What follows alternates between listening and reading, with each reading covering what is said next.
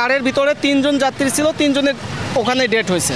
মারা গেছে গাড়ির মধ্যে কাটা ব্যাপার ব্যাপারে 2 জন বস্তার মধ্যে তুলে না মাংস পরে আছে, মদত করে আছে, আটকি পরে আছে মাথা।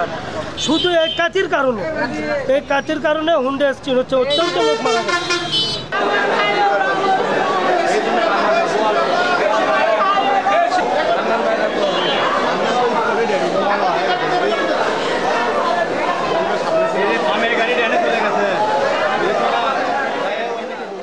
ঘটনাটা আসলে 10টার দিকে বগুড়া থেকে নওগাঁ দিকে যাচ্ছিল প্রাইভেট কারটি, আর নওগাঁ থেকে বগুড়ার দিকে আসতেছিল বাস।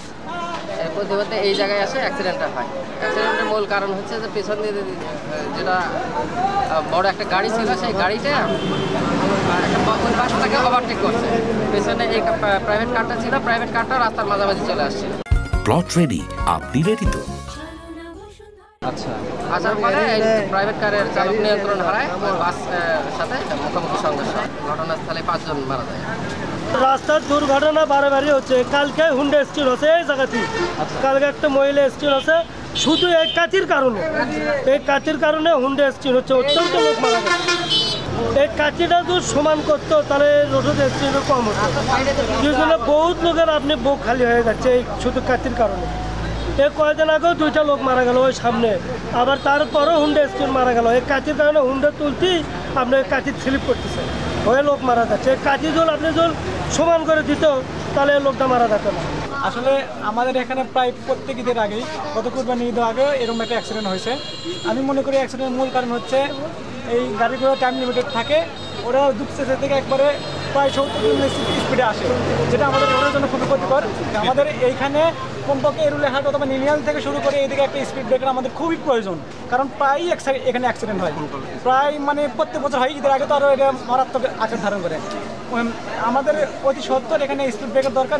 এই ঘটনা যখন ঘটে তখন বাজে প্রায় 10টা থেকে 10:15 এই সময় ঘটে। হইচই হচ্ছে খুব, লোকজন এসে দেখলাম যে কার গাড়ি প্লাস মেইল বাস, যেগুলো নওগাঁ সান্তাহার রোডের এই মেইল বাস একদম সামনাসামনি মুখোমুখি সংঘর্ষ করছে।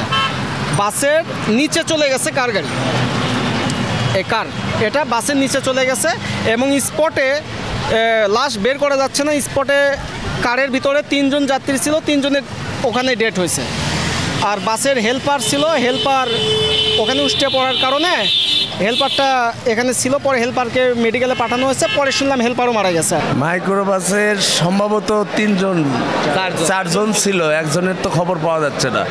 যাই হোক, একজন আমাদের বগুড়া মোটর শ্রমিক ইউনিয়নের জয়েন্ট সেক্রেটারি ফাইন হোসেন মণ্ডল, উনি ড্রাইভ করতেছিল।